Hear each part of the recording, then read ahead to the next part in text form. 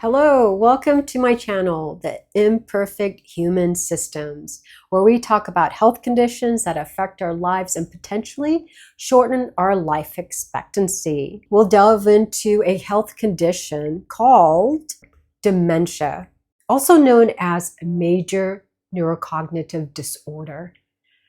That name came about in 2013, but we'll refer to it as dementia for now, because it's a more commonly used term.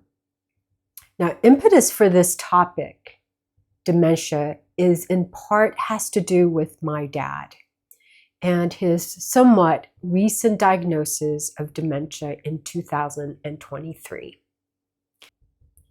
So in this video, we'll cover what is dementia, what initiated my dad's diagnosis, and at the end of this video, I'll share with you the medical cost that incurred for this issue that he had. So let's cover what dementia is. Dementia essentially is an umbrella term that describes a group of symptoms or clusters of symptoms related to how your brain thinks or the cognitive function. With dementia, there is cognitive dysfunction or brain dysfunction. So what are the common symptoms? And that is memory loss, confusion about location, date, or time, and also changes in mood. In my dad's case, his irritability increased. There's also depression and anxiety associated with these cases of dementia. And the most common form of dementia or type of dementia is Alzheimer's disease. About 60 to 80% of people with dementia have Alzheimer's disease. Now, my dad's medical chart doesn't indicate that what type of dementia he has. His most likely dementia type or form is vascular dementia. Now, you might ask, why do I think that? Well, he has other conditions. He has high blood pressure or hypertension, diabetes type 2, and a newly found heart disease, which I'll cover in other videos. In the case of vascular dementia, it has to do with the flow or blood flow around your body. Now, you want optimum blood flow. You want it consistently, without any impediment or obstruction. Now, with vascular dementia, the sources for that is high blood pressure, hypertension or diabetes, and heart disease, because all those conditions can affect on how the blood flows in the various organs in your body, and that's including your brain. So what initiated my dad's diagnosis of dementia? So I got a call from my mom, as I normally would do, just as she finished putting gas in the car.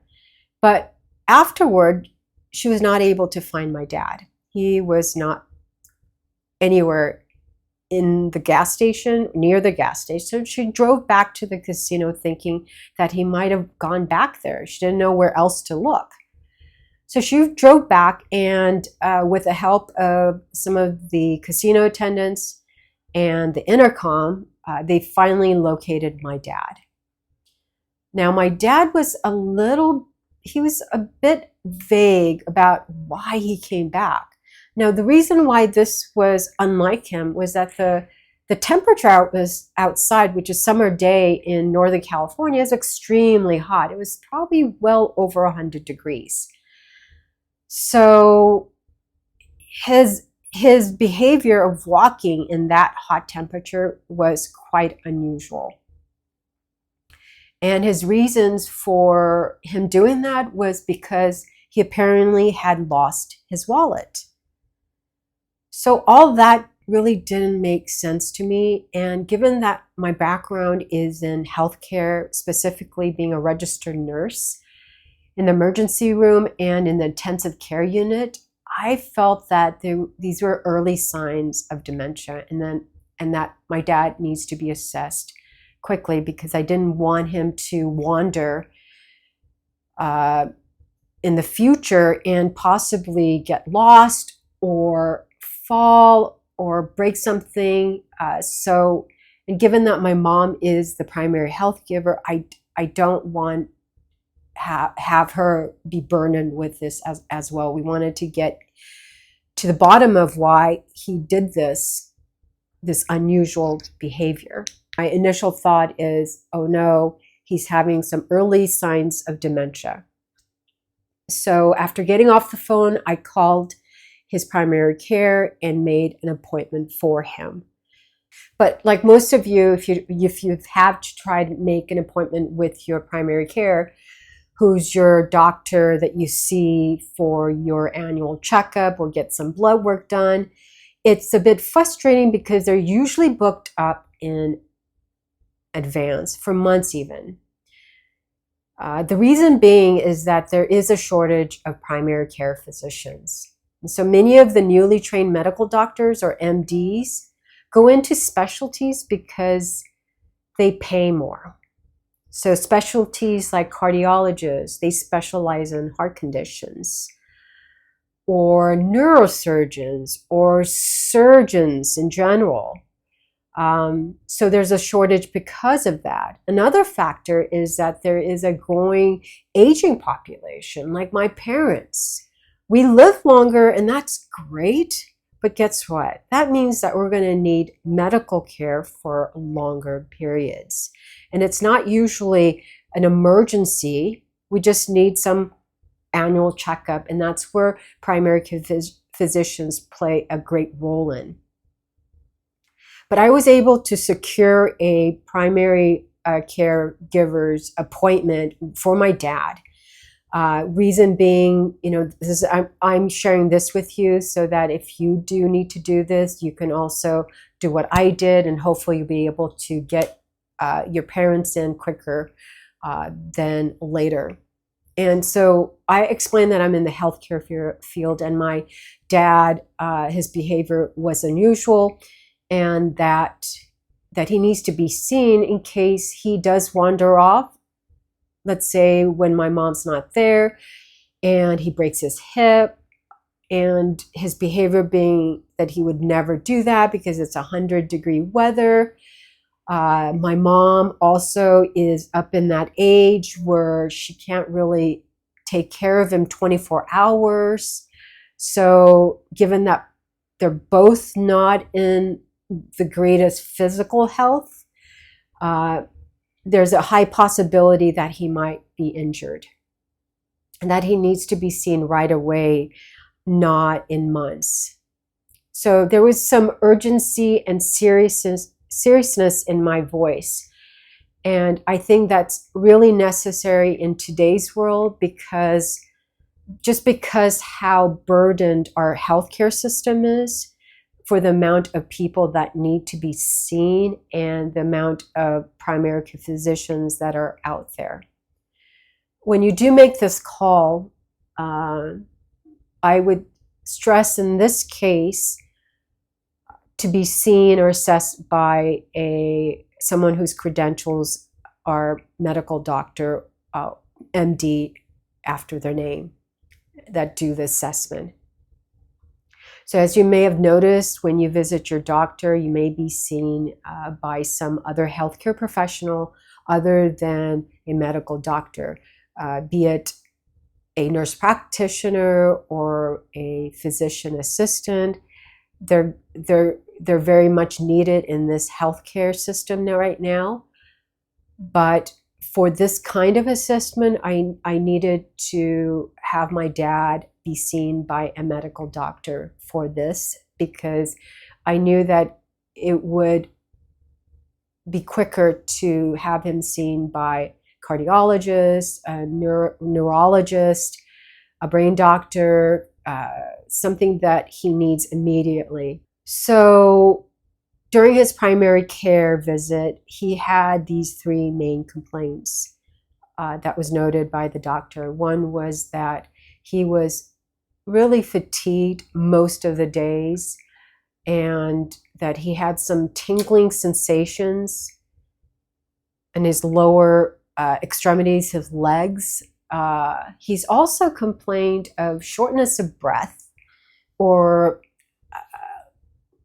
out of breath when he had some physical activity, just even a short walk or going up a flight of stairs was hard for him.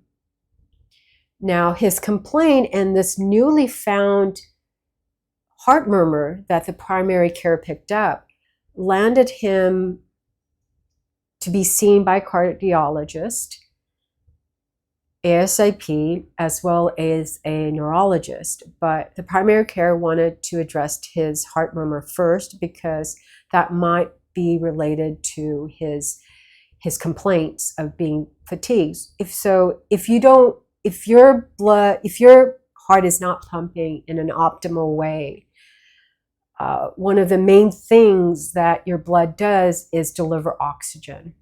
So if you don't have the right amount of oxygen, you're going to feel like you can't catch your breath or feeling of tiredness. So that was kind of the reasoning of why the primary caregiver, wanted to have him seen by a cardiologist first. And that's what we did, and it ended up being where he was admitted to the hospital for 4 days. The hospital bill at the end of 4 nights came to $138,000. Now, that was not the highest bill, and I'll go over these bills because there were subsequent admissions based on this first visit. And these are things that I will discuss in separate videos to go over it a little bit more. So with dementia cases, the prognosis for dementia, let's say Alzheimer's disease, is about 10 years. And these diseases have no cure, but treatment. There are medications to help with the symptoms, but the disease itself is progressive, so the symptoms will get worse. In my dad's case, the symptoms of agitation, his forgetfulness is going to get worse to where he'll need 24 hours of care. And it's something that my mom, of course, shouldn't have to do and will not be able to do. The prognosis for vascular dementia is about 5 years. And you might ask, well, why is it shorter than Alzheimer's disease? Well, one of the main reasons is because of the other conditions that are sources for vascular dementia, and that is high blood pressure, heart disease, and diabetes. All these conditions affect how the blood flows in your body. And that includes, of course, your brain. So in my case, my dad has, not in my case, but in my dad's case, he has these 3 conditions, which increases the risk for him to die from a stroke than the progression of vascular dementia. With any parents, my dad does not want to live his last years or last months in a nursing home. Absolutely does not want that. So in which case, my mom will not be able to take care of all of his daily needs. So those are things that we as siblings have to have a discussion about.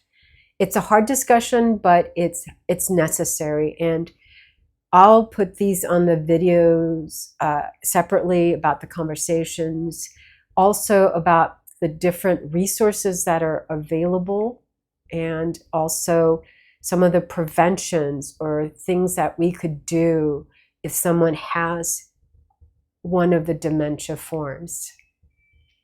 So until next time, everyone, please stay healthy and Let me know if any of these videos were helpful. And if you have any suggestions about a different topic that I have yet to cover, please put that in the comment section. And if you found these videos helpful in any way and you'd like for me to put out more of these kinds of content, please subscribe to my channel. Thank you.